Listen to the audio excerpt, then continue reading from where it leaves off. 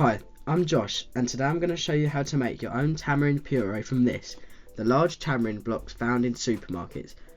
To begin with, you're going to need to break a block of tamarind pulp into a large bowl. Simply tear the block apart into small chunks. Pour boiling water over the tamarind pulp until it's covered by a couple of centimetres, and then give it a gentle stir.